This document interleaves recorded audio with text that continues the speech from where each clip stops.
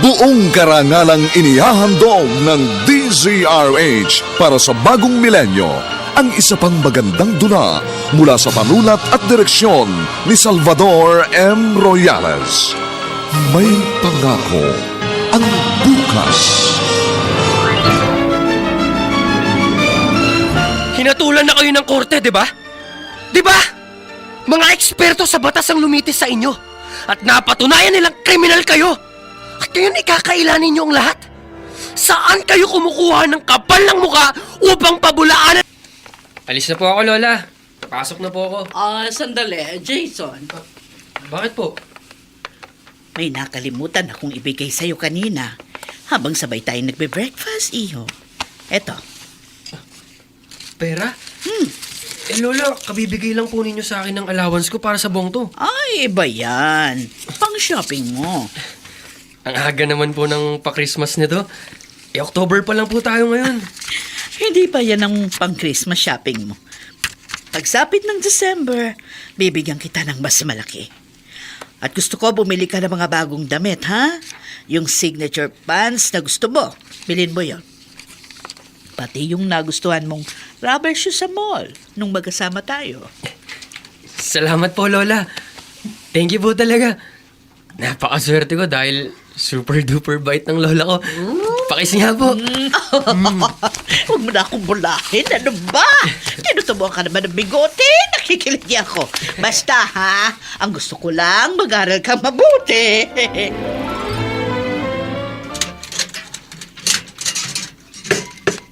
Bernard, may dalaw ka. Tiyak, si Ate Paulong dalaw. Wala namang ibang dumadalaw sa akin dito sa Munti. Bernard! Ate Paula, Bernard, mabutit na dalaw mo ulit ako. basta may panahon ako at may pamasahe. Ay, talagang isinisingit ko madalaw kita. Alam mo naman yun, di ba? Ay, siya nga pala. Ay, eto pinagluto kita ng kare-kare. Ay, salamat. Paborito ko yan. Alam mo naman kami mga preso, saka lang kami nakakain ng maayos na pagkain kapag meron kaming dalaw. Ay, at eto pa, dinalan din kita ng 3 kahan ng sigarilyo. Ha? Ito yung brand na gusto mo ng pulis ka pa. Ate, Di ba? sobrang mahal na ngayon ng sigarilyo. Dapat hindi ka na bumili nito. Hayaan mo na. Ito naman, paminsan-minsan lang naman. Saka minsan na ikwento mo. Ito rin yung brand na gusto ni Phil na mayor sa selda nyo. Ibigay mo sa kanya yung 1 kaha. Eh, mabuti na yung malapit ka sa kanya para may proteksyon ka rito sa loob.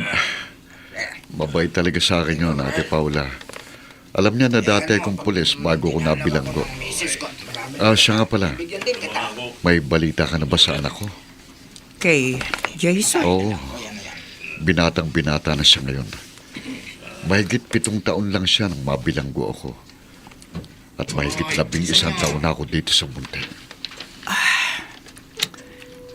Madalang ko makita yung anak mo, Bernard. Oo nga, malapit lang ang bahay ng lola niya sa lugar namin. Pero squatter kami. Ang lugar nila, magandang subdivision.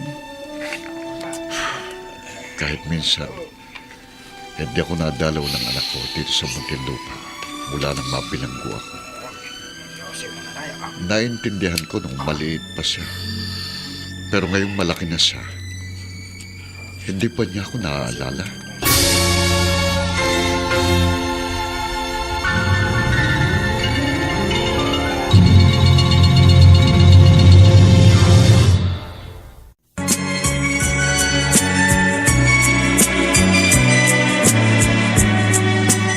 At ngayon, balikan natin ang tampok na kasaysayan sa ating dulang. May pangako ang bukas.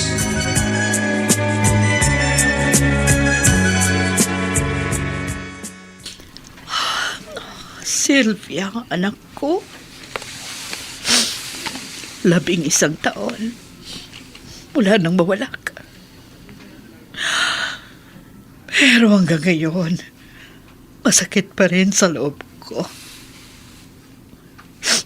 Hindi ko pa rin matanggap na wala ka na. Mama? Ay, Mama, pwede ba ako pumasok? oo, Aileen, bukas yan. Pumasok ka. Sabi ng katulong kanina pa raw kayong nagkukulong dito sa kwarto nyo. Oh, hawak niyo na naman ang malaking litrato ni Ate Sylvia. Nilinis ko lang. Pinunasan ko at inaalikamukan na ang kwadro ng litrato ng ate mo. Eh bakit basa ng luha ang mga mata nyo? Hanggang ngayon ba naman, iniiyakan pa rin ninyo ang pagkamatay niya? Oo. Hanggang ngayon, hindi ko matanggap na wala na siya. Kung hindi dahil sa walang yang Bernard na yon, buhay pa sana ang kapatid mo. Ayan na naman kayo. Ang BP nyo baka tumaas na naman. Huwag na kayo nagpapakagalit. Matagal na ho yun. Isa pa, pinagdurusahan na ni Kuya Bernard ang krimeng nagawa niya. Huwag mong tinatawag na kuya ang lalaking yon. Kriminal siya. Kriminal! Ako tinitingnan ng gwardiya sa gate ng subdivision. Nagtataka siguro kung bakit mag-iisang oras na ako dito sa waiting shed.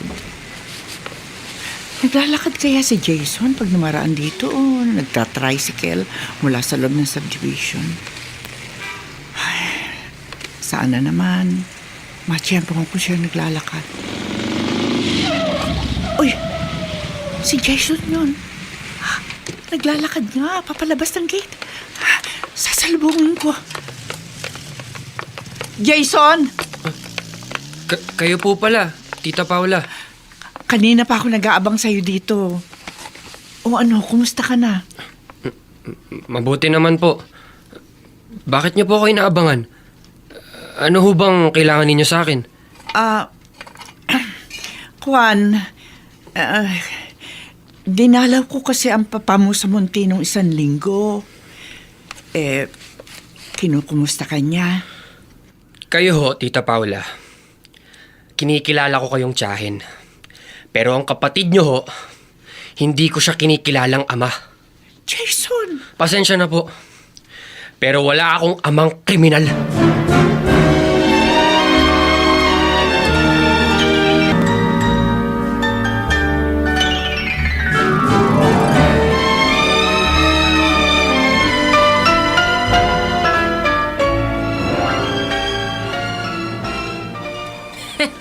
Jason! Tol! Ba't samba ko na mukha mo? Para kang babaeng may buwan ng dalaw. Tigilan mo nga ako, Wena. Hindi ako nakikipagbiroan sa'yo. May kaaway ka ba? Wala. Naaasar lang talaga ako. Kanino? Basta, asar na asar ako. Ang aga-aga na buwisit ang araw ko.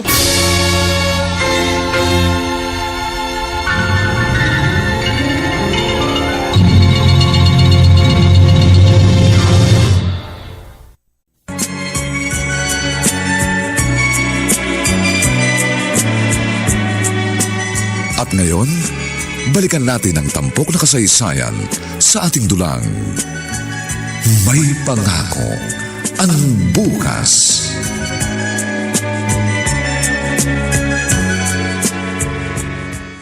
Bernard, ginawa ko yung bilin mo. Inabangan ko sa gate ng subdivision si Jason. Nagkita kayo ng anak ko, Ate Paula. Sinabi mo ba sa kanya na kinukumusta ko siya? Oo. Anong reaksyon niya? Juan, biglang dumilim ang mukha na sabihin kong dinalaw kita at kinukumusta mo siya. Ha? Magalang naman siya sa akin nung una, pero nang mabanggit kita, biglang tumigas ang anyo. At syempre, tumigas na rin ang boses. Tapos, mabilis na akong dinalikuran. Nalaso na ng gusto ng biyanan ko ang aking anak, Ate Paula. Yun din ang hula ko eh. Nang ikwento ko nga sa asawa ko, hindi raw katakataka. Talaga raw naman mukhang masama ang ugali ng biyanan mo. Minsan daw, nakakuha sila ng trabaho sa kapitbahay ng biyanan mo. Maya't maya raw sinisilip ang ginagawa nilang bakod. Lagi raw silang sinasabihan na wala dapat matatapong dumi sa bakuran nito. Kapag nabigyan ako ng parola, gagawin ko ang lahat para maibalik ang dating pagtingin sa akin ng anak ko. Bakit? May pag-asa bang mabigyan ka ng parol? Noong 1 linggo, sinabi ng direktor kung sino-sinong nasa listahan ng mga bilanggong inirekomenda nila sa Pangulo na mabigyan ng parola At kasamang pangalan ko. Ako, sana nga makalaya ka na, Bernard. Matagal-tagal ka na rin dito sa munti. Napakalaking parte na ng buhay mo ang nasayang.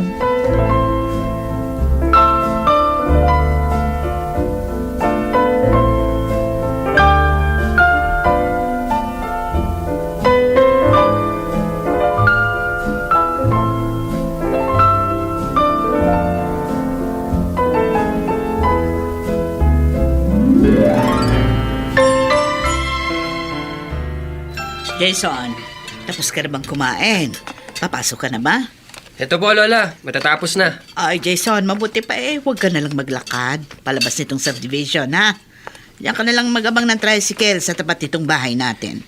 Pag ganun po ang ginawa ko, baka malate ako. Madalang po kasi yung mga tricycle na pumapasok dito sa subdivision. Lalo na po dito sa kalye natin. Baka mamaya, abangan ka na naman ng taga-squatter na tiyahin mo. Huwag po kayong mag-alala. Kahit abangan pa niya ako, hindi niya mapagbabago ang isip ko para sa kapatid niya. Tama yan. Huwag na huwag mong kalilimutan na kung di dahil sa kagagawa ng iyong ama, ay sana buhay pa ang nanay mo. Alam ko po yun. Kaya kahit ano pa ang gawin ni Tita Paula, hindi ko nakikilalaning ama ang kapatid niya. Alam ko naman po, yun ang gustong mangyari ni Tita Paula. Kaya nakikipagkita siya sa akin. Pag natsyempohan ko siyang nag-aabang dyan sa gate ng subdivision, makikita niya. Makakatikim siya sa akin ng masasakit na salita.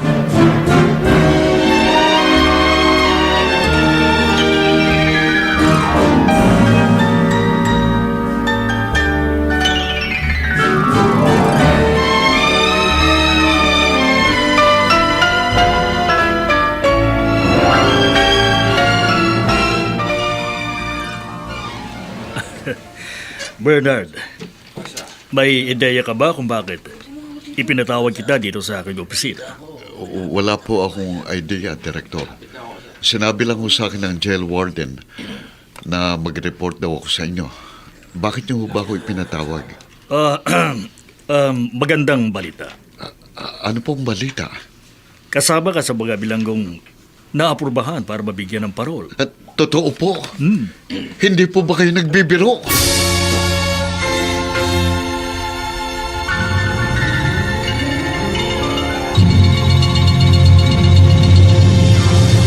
Na sa bawat himaymay ng laman ay muling mabuhay ang dugong nananalaytay sa mga ugat at unti-unting mauusal ang mainspirasyong mga katagang. May pangako ang bukas. May pangako ang bukas. Isa na namang natatanging dulang pang radyo na inyong aabangan at kalulugdan, mag-iiwan ng mga magagandang halimbawa at aral. May pangako ang bukas.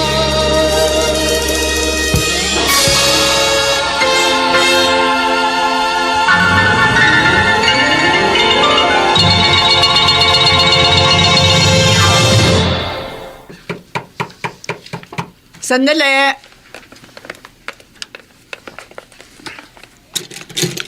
Ate Paula. Bernard! Laya ka na? Oo, ate. Sinuwerte kong napasama sa mga nabigyan ng parol. Halika, tuloy ka. Pasok! Naku, tamang-tama ang dating mo. Nagluto ako ng ginataan tilapia. Sarap. Oo, sobrang mahal ang pechay, kaya ilang pirasong talo ang inilagay ko. Halika, paghahain kita.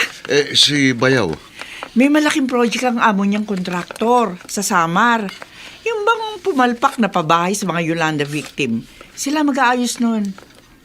Sabi buwanan na raw ang uwi niya. Sayang, hindi ko siya inabutan. Ay, pasasamba't magkikita rin kayo. Ay nako, pihado matutuwa yon pag nalaman nakalaya ka na. O hala, ayan, kumain ka na. Ikaw, ate, hindi ba ako sasabayang kumain?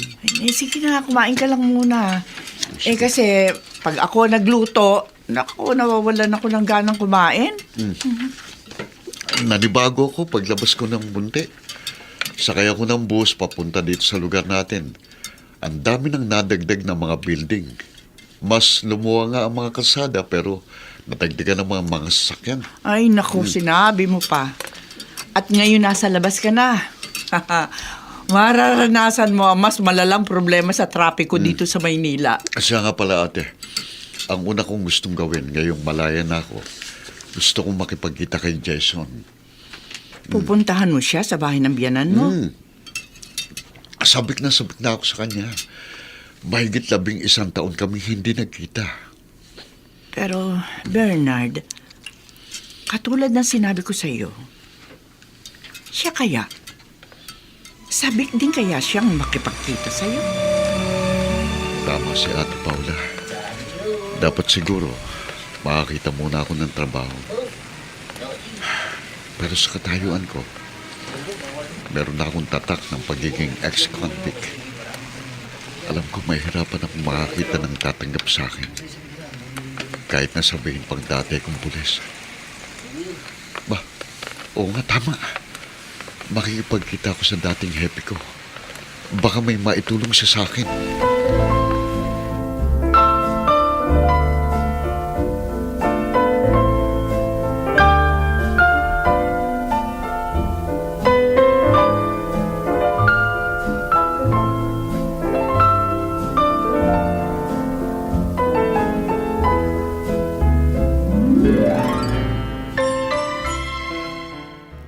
Ma? Ma, nasaan kayo? Andito ako sa kusina, Eileen. Halika rito. Dito ka pumunta. Ma! Oh, ba't parang nagmamadali ka?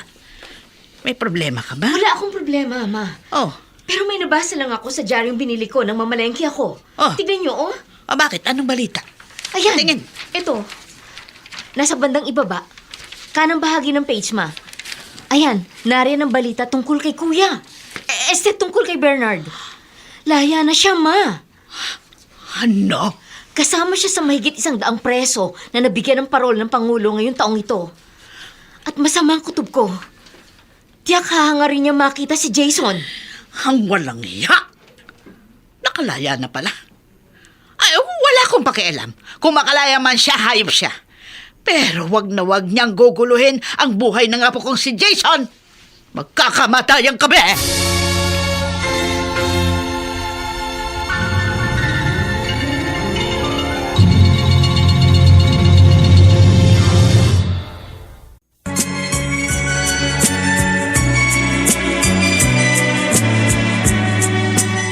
At ngayon, balikan natin ang tampok na kasaysayan sa ating dulang.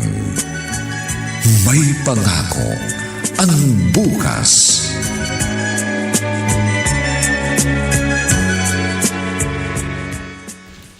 Pagkatapos ko magluto, naku, heto, ang daming hugasin. Buti na lang lagi ako may nakahandang smart dishwashing liquid. Wala akong problema sa pagtatanggal ng sebo sa mga ginamit kong kawalit kasirola. Ay, sandali! Sino kaya ito?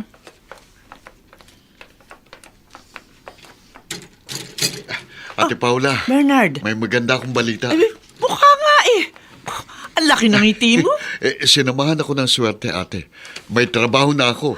Totoo? Oo. Pumunta ako sa dati kong hepe nung hindi pa ako natatanggal sa pagkapulis.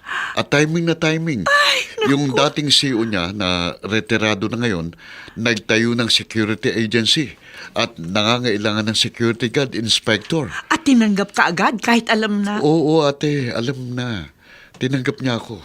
Kahit alam na kalalaya ko lang.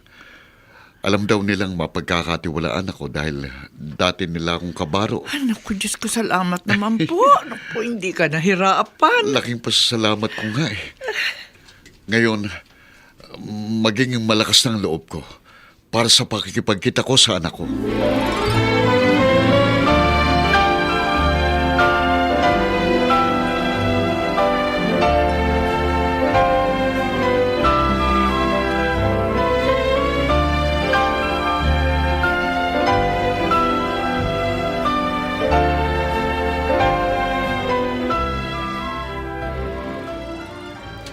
Jason, tol!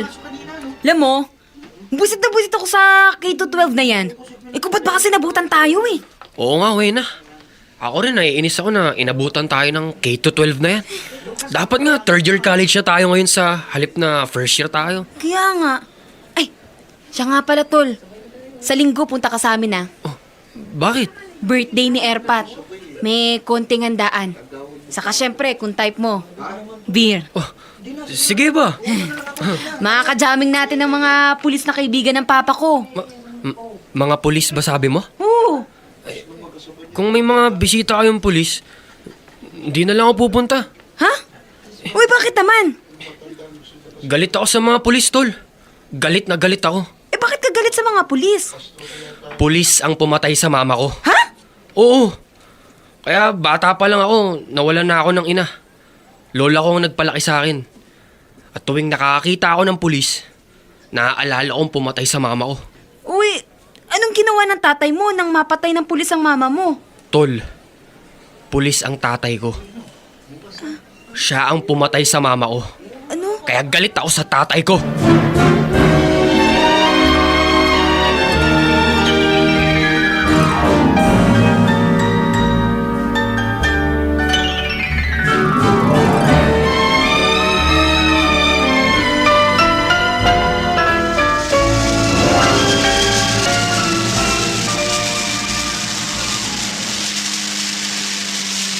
Maganda nila nitong trabaho ko bilang guard inspector.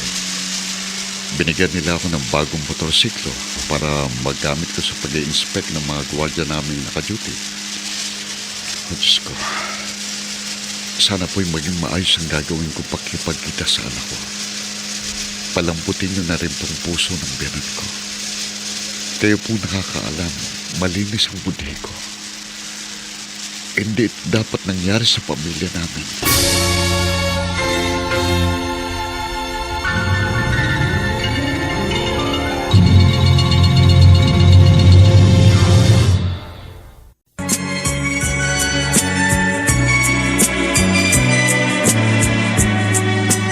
At ngayon, balikan natin ang tampok na kasaysayan sa ating dulang.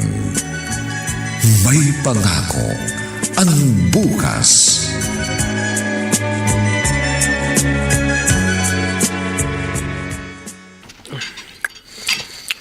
Lola, bakit po panay ang tingin ninyo sa mukha ko? Para pong may gusto kayong sabihin? Meron nga, Jason. Meron akong gustong sabihin sa'yo. Siguro po, sasabihin nyo na naman sa akin na wag muna ako manliligaw. Magtapos muna ng pag-aaral. Wag po kayong mag-alala, Lola. Talagang hindi pa ako pumapansin ng babae. Ay, mabuti naman.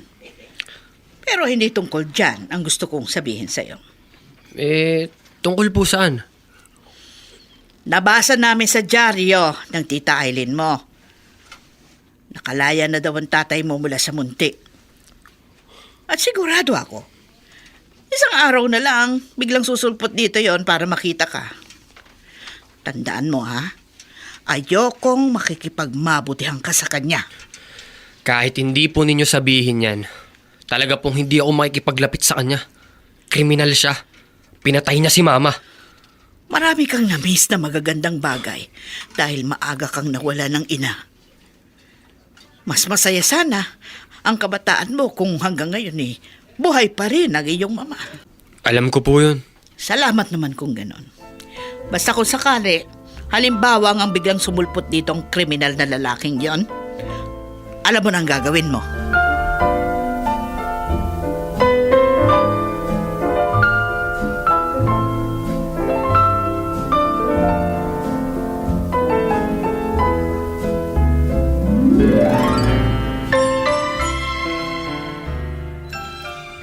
Oh, Bernard. Ala ko ba'y wala kang pasok ngayon sa trabaho? Bakit nakabihis ka? Bagong sweldo ko, Ate Paula.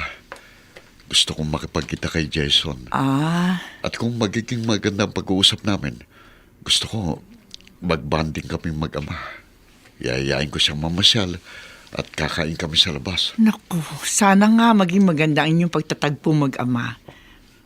Pero aminin ko sa'yo, Bernard, ako tong kinakabahan. Oh, bakit ka kinakabahan? Musmus na bata pa si Jason nang huli mo siya makita. Ngayon binata na siya. Mas matangkad pa nga kaysa sa'yo eh.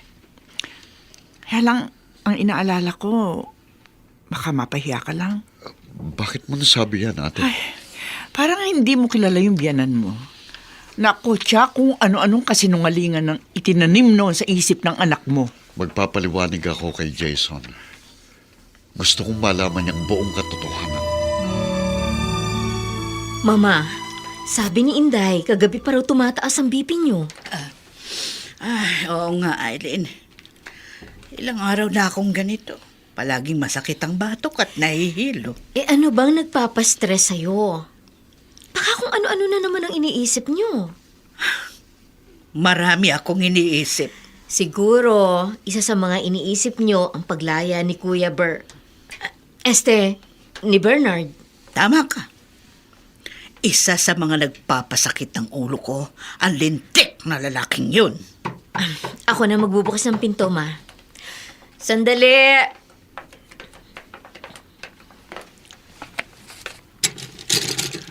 Magandang hapon, Eileen. Kuya Bernard!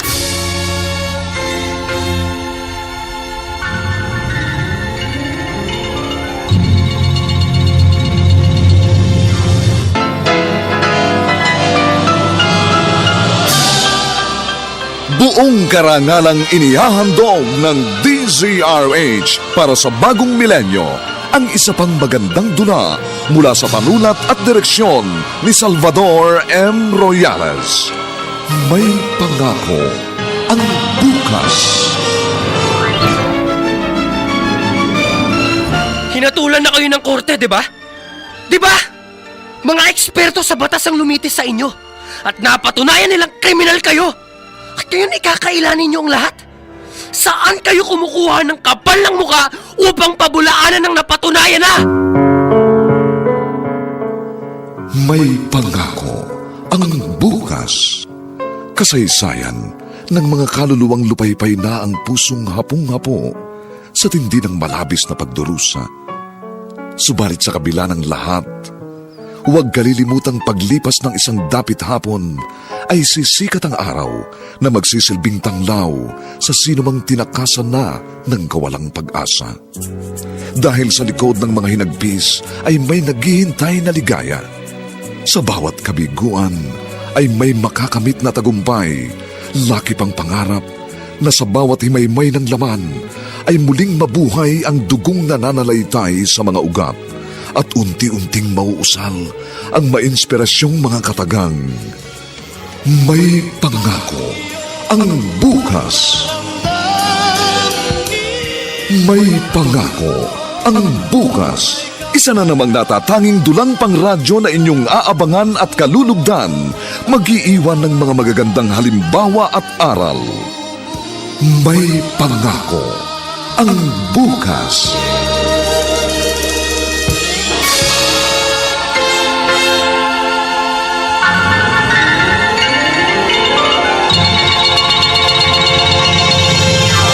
Huwag mo akong pagsasara ng pinto. Hindi gulong hanap ko kaya ako nagpunta dito. Bakit ka pa nagpunta rito? Gusto kong makita si Jason. Eileen, sino bang bisitang dumating? Bakit ayaw mo papasok? Ikaw? Mama. Huwag mo akong tawaging mama. Mangilabot kang tawagin akong ganyan. Hindi kita anak. Hindi kita manugang. Umalis ka na. Mama, matagal na pong nangyari yun. Please naman po, huwag niyo akong ipagtabo yan. Gusto ko lang pong makita si Jason. Sabik na ako sa kanya. Pagkatapos mong patayin ang ina ng apo ko, wala ka ng karapatan sa kanya.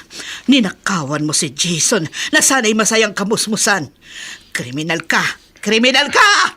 Paano ko pa ba kayo papapaniwalain? Wala... Tumigil ka! Kaya nga nahatulan ka ng korte, hindi ba? Kaya matibay ang mga ebidensya nakita laban sa'yo. Hindi ka na naawa sa anak ko. Pinatay mo ang isang walang kalaban-labang babae. Nakikiusap din ako, Kuya Bernard. Noong isang araw pa masamang pakiramdam ni Mama. Baka kung mapano siya. Please, umalis ka na. Pero Eileen... Huwag mo nang hintayin tawagin namin ang gwardiya nitong subdivision. Umalis ka na!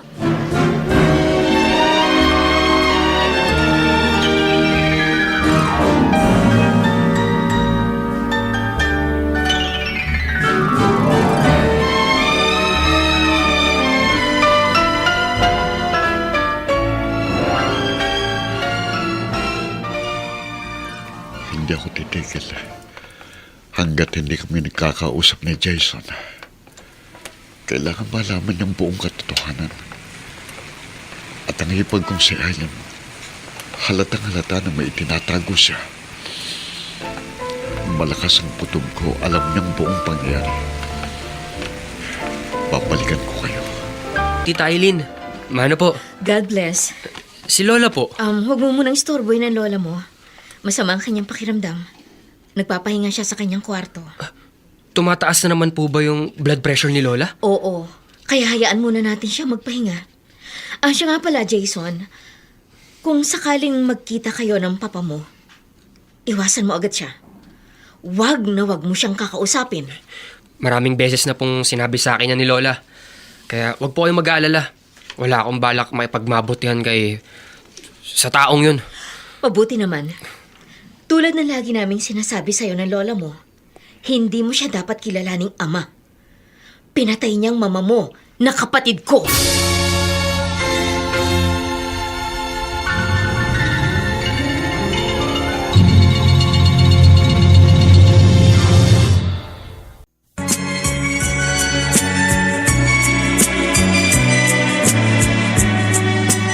At ngayon, balikan natin ang tampok na kasaysayan sa ating dulang. May pangako ang bukas.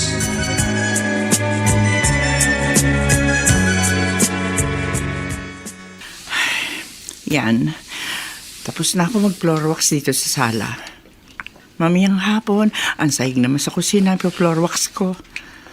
Naku, salamat at may smart floor wax. Mura na, ang kintab pa sa sahig. Mukhang ang linis-linis, oh. Sandali! Oh, Bernard, ikaw na pala.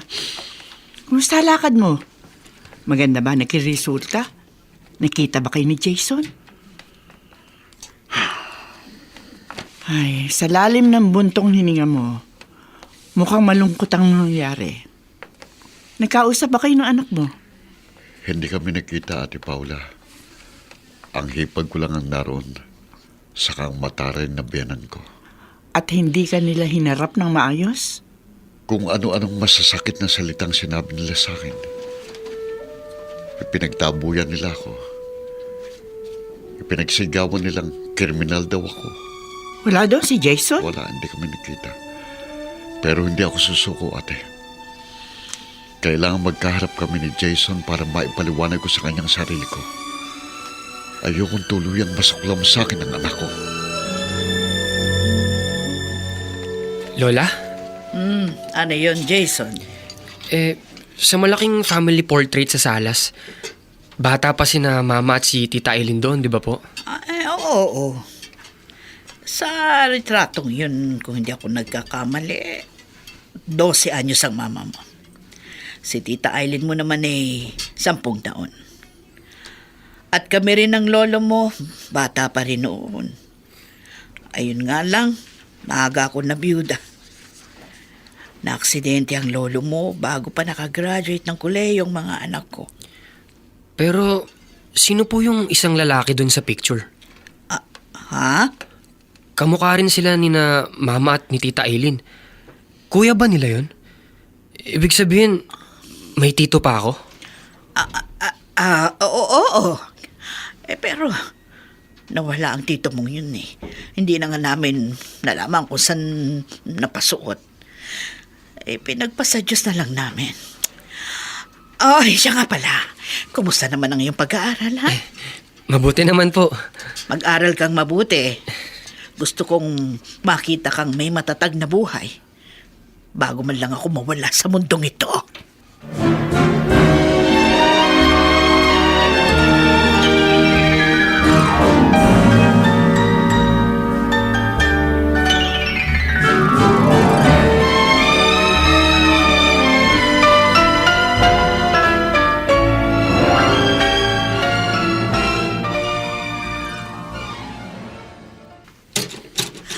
Kuya Bernard, Ako nga, Eileen. anong kailangan mo? Bakit dito ka na naman pumunta sa bahay ko? Nagpunta ako rito para minsan pa makiusap sa'yo. Hindi ko alam kung gaano kalaking alam mo sa buong kwento ng mga pangyayari, kung bakit ako nabilanggo. Pero nakatitiyak ko, may alam ka. Wala akong alam. At saka, nahatulan ka ng korte, di ba? Napatunayan nagkasala ka. Napatunayang ikaw ang pumatay sa kapatid ko. Ano pa bang gusto mong alamin? Ginamit ni Mama Socorro ang koneksyon ng inyong pamilya para akong madiin sa krimeng hindi ko ginawa. Tapos na yun, Kuya Bernard. Matagal na. At ngayong laya ka na. Ano pa bang gusto mo? Sinira niyo buhay ko. Hindi lang yun. Nasira rin ang pagtingin sa akin ng anak ko. At yun ang higit na masakit sa akin. Kaya hindi ako titigil hanggat hindi ko nahahanap ang buong katotohanan.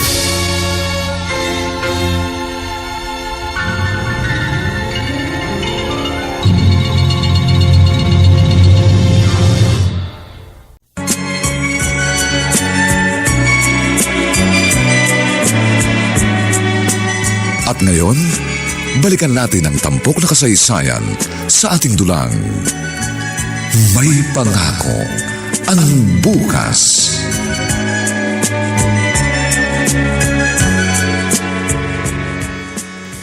Mama, tapos na tayo mag-shopping. Wala na ba kayo nakalimutang bilhin? Wala na, Aileen. Umuwi na tayo. Napapagod na akong kalalakad dito sa mall. Nahihilo ko sa dami ng tao. Siyempre ho, mall ito eh. Kaya maraming tao. Oh, akala ko ba may inflation? Kaya marami raw ang mga naghihirap. O bakit ganyan pa karami yung mga kumakain sa mga fast food? Ganyan ba naghihirap? Si Mama talaga. Ganyan ho ang maraming Pilipino. Pag nagkaroon ng konting pera, magmumol, kakain sa labas. Tapos kinabukasan, dadaing na mahal daw ang isda at gulay. Kaya nga. Ay, oo nga pala. May drugstore ba dito sa mall? Meron ma, nasa basement. Malapit sa entrance ng supermarket. Bakit? May bibilin kayo? Ay, nakalimutan ko. Paubos na pala yung gamot ko sa high blood. Hindi ako pwedeng mawalan nun kung ayaw mong maaga kang mawalan ng ina.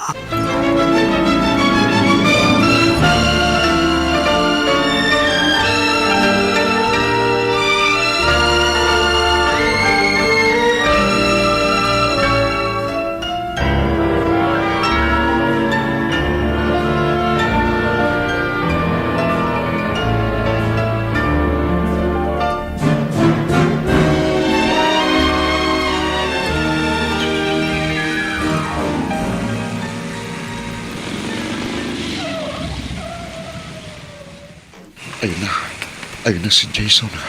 Siya yung bumaba sa tricycle. Binatang-binata na nga pala siya. Pero manipis pang katawan. Tingin ko, mas matangkad pa siya kaysa sa akin. Ito na ang pagkakataon. Kanina, nakita ko nang sunduin ni Aileen si Mama Socorro. Namasyal siguro. Ayun, pumasok na sa bahay si Jason. Lalapit na ako. Sa wakas, magkakaharap ulit kami ng anak ko.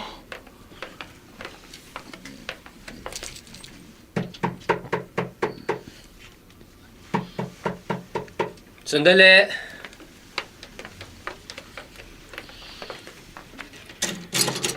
Jason, anak. Ikaw?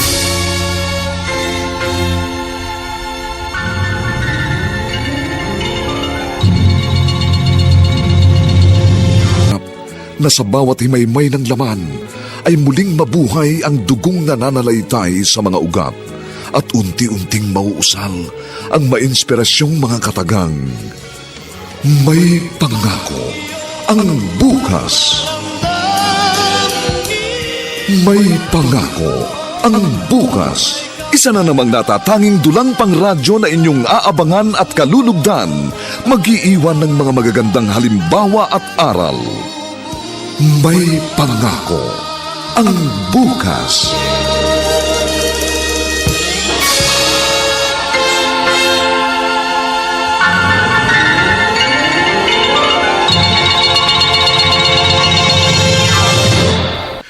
Nang huli kitang makita, 8 taon ka pa lang. Ngayong binata ka na.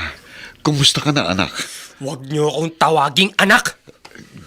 Galit ka sa akin. At sinong hindi magagalit sa isang amang katulad ninyo? Pinatay ninyo si Mama! Inalisan niyo ako ng ina! Hindi totoo yan. Nilaso nilang isip mo. Ang paniniwala mo. Dati kong pulis. At kung may napatay man akong tao, kriminal ang mga yon. Pero hindi ko magagawang pumatay ng isang babae. At isang babaeng mahal ko. Sinungaling! Maniwala ka sa akin, anak! Hinatulan na kayo ng korte, di ba? Di ba? Mga eksperto sa batas ang lumitis sa inyo. At napatunayan nilang kriminal kayo.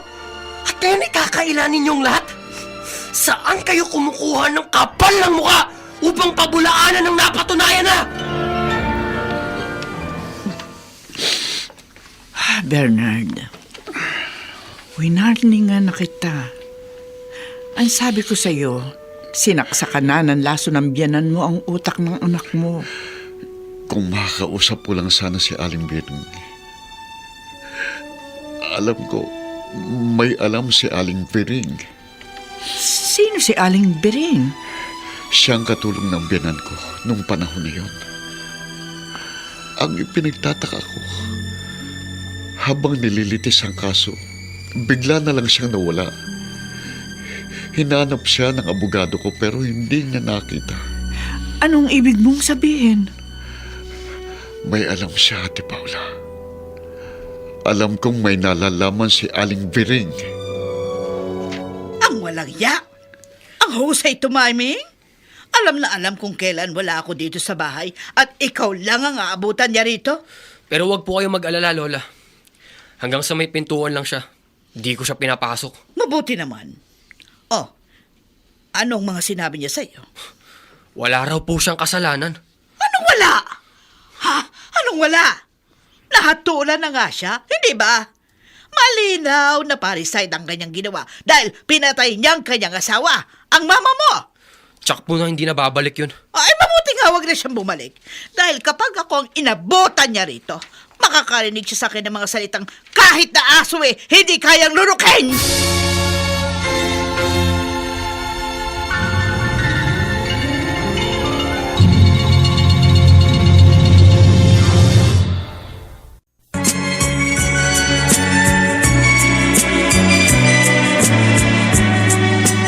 At ngayon, balikan natin ang tampok na kasaysayan sa ating dulang. May pangako ang bukas.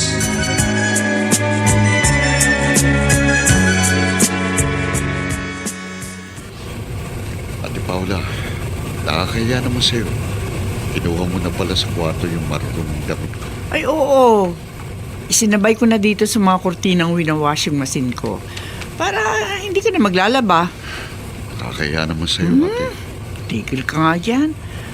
Saka madali lang naman maglaba kapag may pride powder. O silipin mo, tingnan mo. Ay, napakabula. Kaya ang daling magpalinis ng damit. Salamat. Siya nga pala, yung sinabi mo sa akin plano mo, nagawa mo ba? Aling plano? Detective and security agency ang pinagtatrabahuan mo ngayon, di ba? Ang sabi mo, ipapakiusap mo sa opisina nyo na hanapin ang dating katulong ng biyanan mo. Oo nga pala. Sinabi ko na. Pero dahil nga libre lang, hindi ako magbabayad. Ngayon, hindi nila yung magiging priority. Pero ipapasingit daw nila sa trabaho ng mga detective namin. Sana naman magkaroon ng linaw yan. Umaasa ako, Ate Paula. Dahil alam ko, si Aling Biring na lang ang tanging pag-asa ko.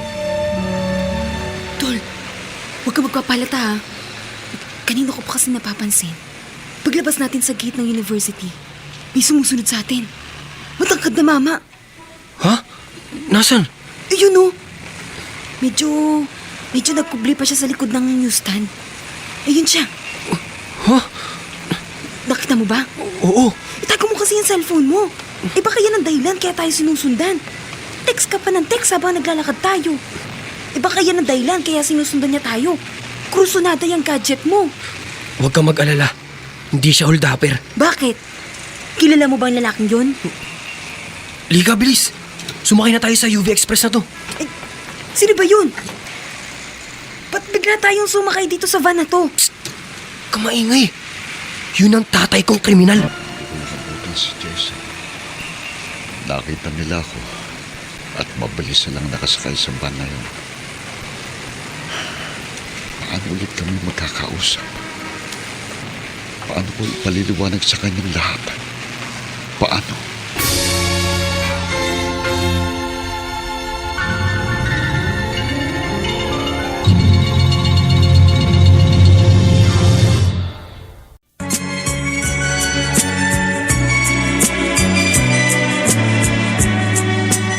At ngayon, balikan natin ang tampok na kasaysayan sa ating dulang. May pangako ang bukas.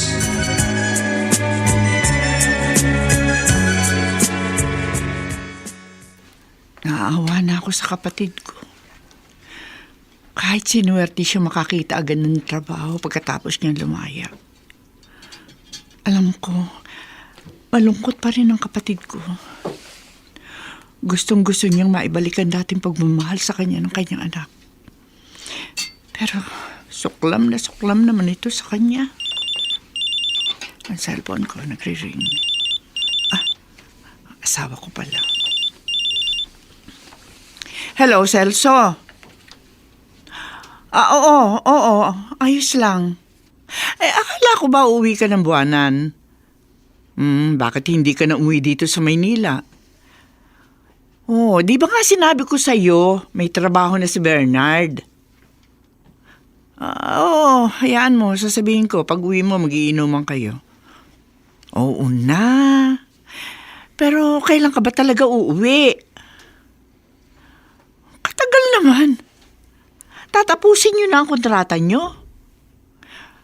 Para ka na nagsahod din yan eh. Siya, sige, oo. Sasabihin ko kay Bernard. Ingat. Bye-bye. Ate Paula, sino kausap mo? Ang bayaw mo. Kinukumusta ka? Hindi raw siya pinayagan ng kanilang kontraktor na makauwi. Miss ka na raw niya makainuman. Naiinggit ako sa'yo, ate. Bakit? Ano na ba ikaiinggit mo sa akin? Kahit hindi kayo nagkaanak ni Bayaw, at least, hindi kayo nagkaroon ng malaking problema. Nanatili kayong buo. Isa rin yun sa pinagpapasalamat ko sa Diyos na hindi ako pinagsawaan ni Celso kahit hindi ko siya nabigyan ng anak. Meron sigurong lalaking tulad ko na sadyang walang swerte sa pag-aasawa. Ikaw naman, oo. Ang laki na nga ng sakripisyong ginawa ko. Ako pang napahamak, bandang huli. Ako pang nabilanggo.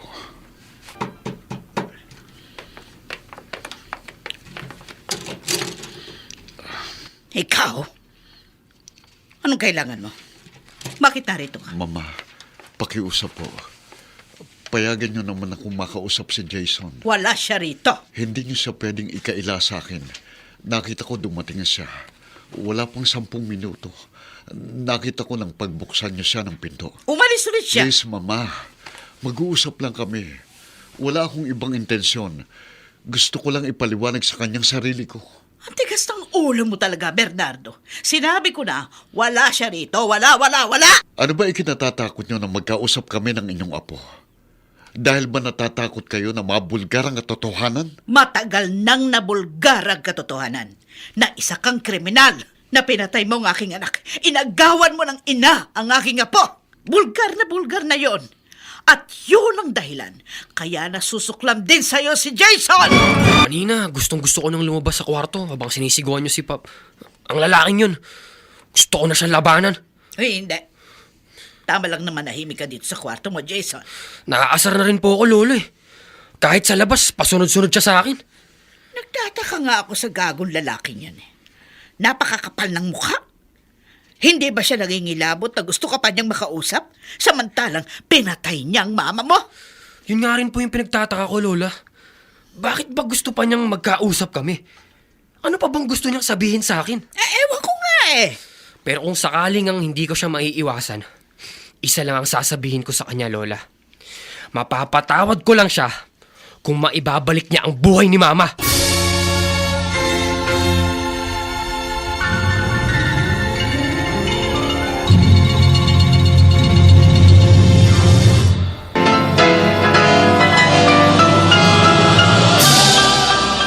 Buong karangalang inihahandog ng DZRH para sa bagong milenyo ang isa pang magandang dula mula sa panulat at direksyon ni Salvador M. Royales.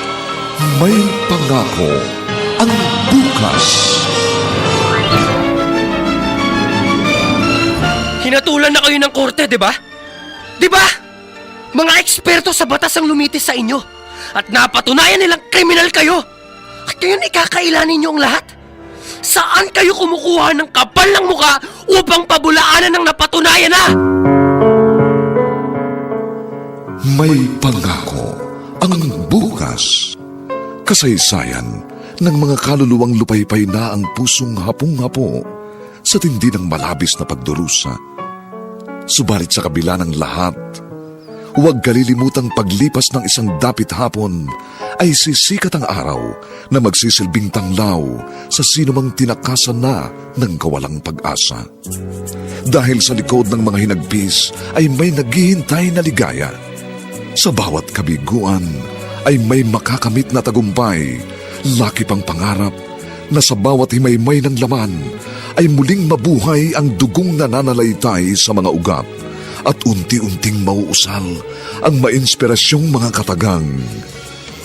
May pangako ang bukas. May pangako ang bukas. Isa na namang natatanging dulang pangradyo na inyong aabangan at kalulugdan, mag-iiwan ng mga magagandang halimbawa at aral. May pangako ang bukas.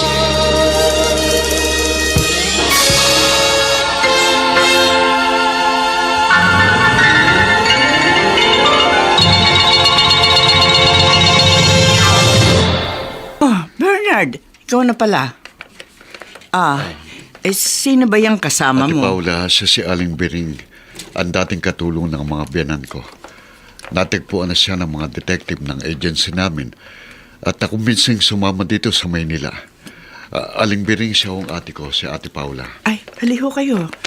Tuloy po kayo. Salamat. Nagpasya na rin ako sumama para maituwid ko na rin ang pagkakamaling nagawa ko noon. Kahit pa nga, hindi naman ako naging bahagi ng kasong iyon na kinaharap ni Bernard. Totoo, may alam kayo sa krimeng ibinintang sa kapatid ko, Aling Bering? Meron.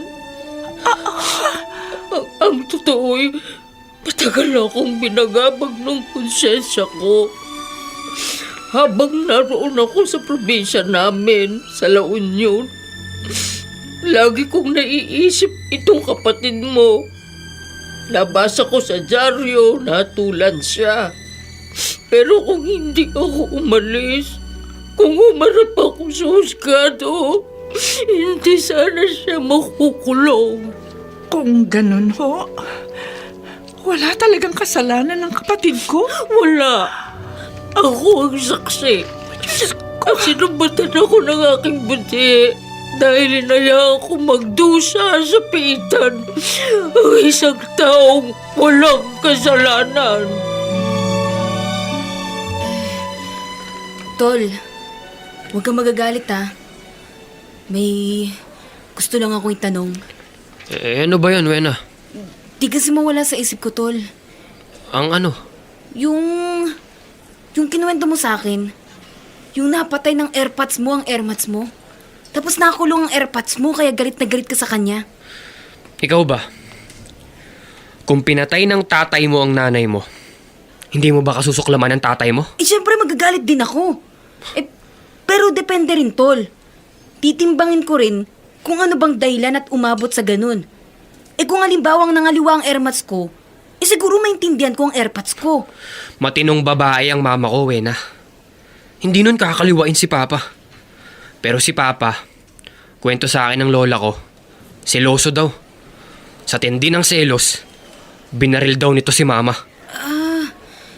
Pag ganun nga, magagalit nga ako. Siguro nga katulad mo rin na magiging feelings ko. Hindi ko na rin gugustuhin makita siya.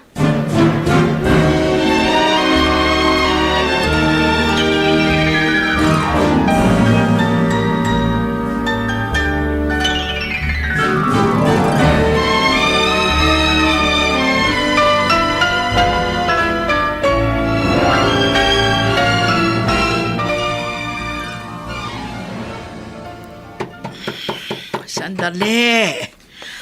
Oh, sana si Aileen itong kumakatok. At ang taas na naman ng BP ko. Magpapa-BP ako sa kanya. Magandang umaga, Mama. Bernardo! Ikaw na naman! May kasama po ako. Vering? Anong ginagawa mo rito? Bakit ka nagbalik?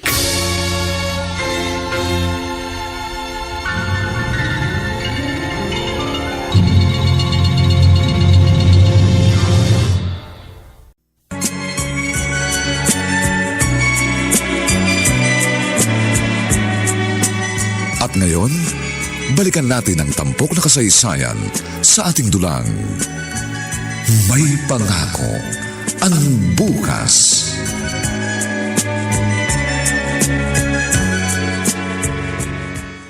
Nakatulan ka na sa kasalanang ginawa mo, Bernardo.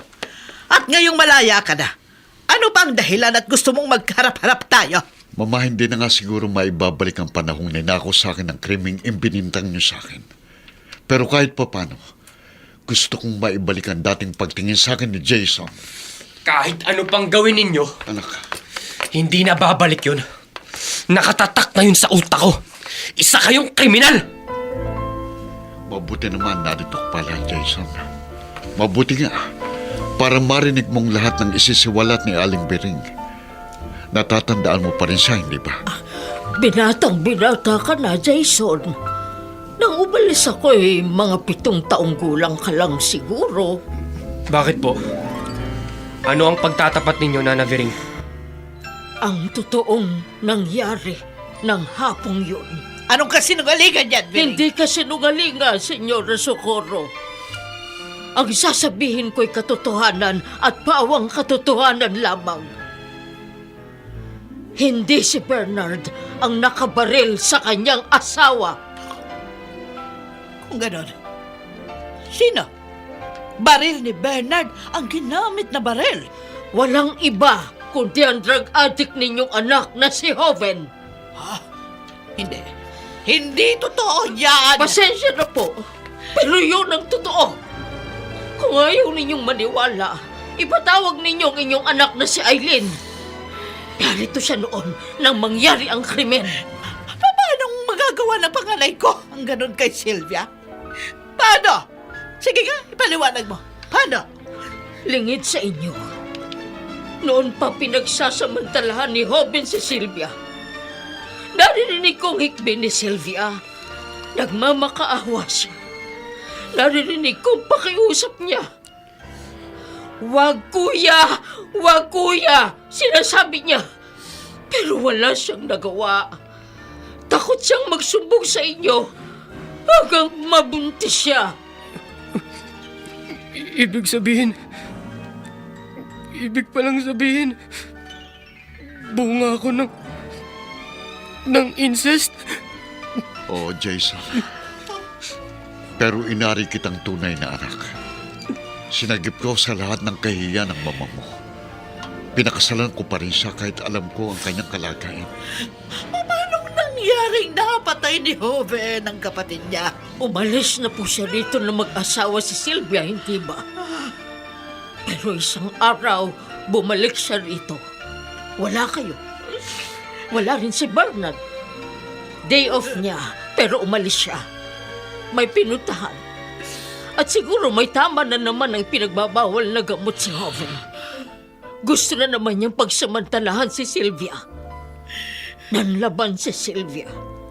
Kinuha niya ang baril ni Bernard sa kanilang kwarto. At ayon, nagpambuno sila. Gawa-gawa mo lang yan! Senyora Socorro, matanda na ako. Ilang panahon na lang ay lalagi ko sa mundo. Hindi ako naparito para maghabi ng kasinungalingan. Kung gusto ninyo, tanungin niyong inyong anak na si Aileen. Alam niya dahil narito siya ng araw na yun. Oh, Diyos ka. Mama, Diyos ka. Mama, pagod na rin ako magtago ng isang mapait na katotohanan. Totoong lahat ang sinabi ni Nana Biring. Aileen. Ako ang nagbayad kay Nana Biring ng malaking halaga para umuwi na lang siya sa La Union. Kasi alam kong pag dininig ang kaso, alam kong posible siyang ipatawag sa korte. Hindi totoo yan! Hindi totoo yan! Jason!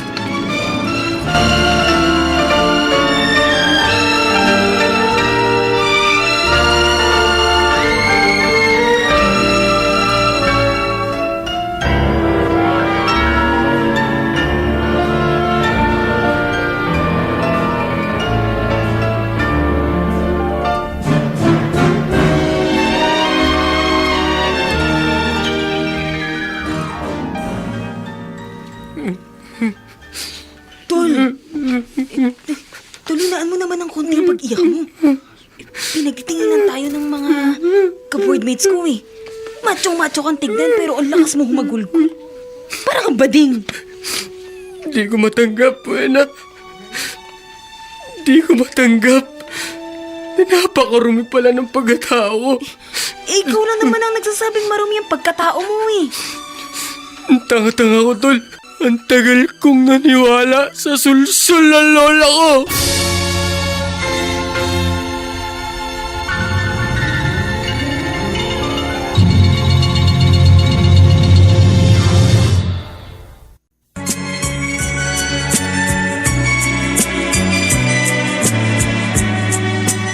At ngayon, balikan natin ang tampok na kasaysayan sa ating dulang. May pangako ang bukas.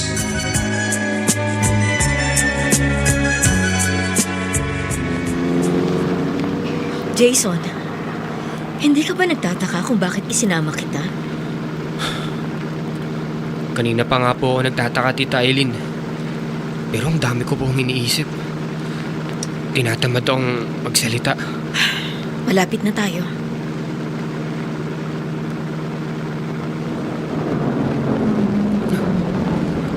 Mental hospital po itong pinuntahan natin. Sino pong pupuntahan natin dito? Itinatanong mo sa lola mo kung nasaan ang isang kapatid namin ng mama mo, hindi ba? Narito siya sa mental hospital. Inilihim lang namin. Pati sa'yo hindi namin sinabi. Kasi nga nakakahiya na may isang nabaliw sa ating pamilya. Heto, narito na tayo. Makikilala mo na siya.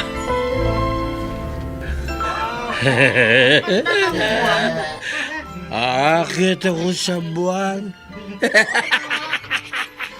Hindi niyo ako makikita. Magtatago ako sa buwan na!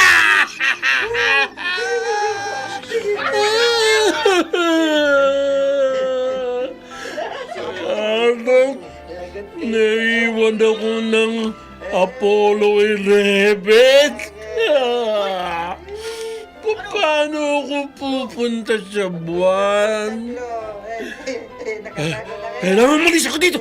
Hinahapol ako ng mga pulis. Papatayin nila ako! Siya ang Tito Hoven mo, Jason. At siya rin ang tatay ko. Nasa ilalim siya noon ng impluensya ng ipinagbabawal na gamot. Kaya niya nagawa yun. Pero bakit niyo siya kinonsinti ni Lola? Iyon ang pagkakamali namin, Jason. Hindi na po ngayon. Jason. Pwede ko pa rin po ba kayong tawaging Papa? Oh. Sorry po. Sorry po talaga. Kayo na kinasuklaman ko. Kayo na pinagsalitaan ko ng masasakit. Kayo po pala ang pinakadakilang tatay sa mundo. Dahil kahit hindi niyo ako tunay na anak, minahal niyo ako na sobra. Patawarin po ninyo ako, Papa. Kalimutan mo na yun, anak. Magsisimula ulit tayo. Opo. Magsisimula ulit tayo, Papa. At hindi na po tayo magkakahiwalay. Kayo ni Lola, mula po rito, sama-sama tayong tatanaw ng isang magandang pangako ng bukas.